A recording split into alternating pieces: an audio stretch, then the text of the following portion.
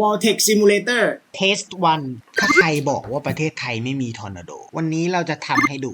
ทอร์เนโดจิ๋วอุปกรณ์จำลองทอร์เนโด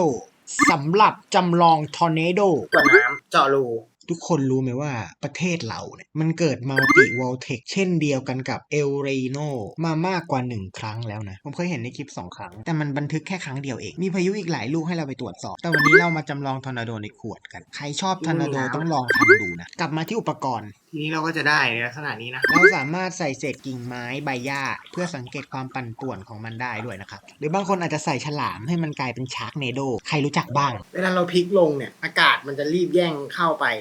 ออกทำให้ข้างในเนี่ยเกิดภาวะที่เป็น vortex คล้ายกับทอร์นาโดนะครับจะลองสาธิตให้ดู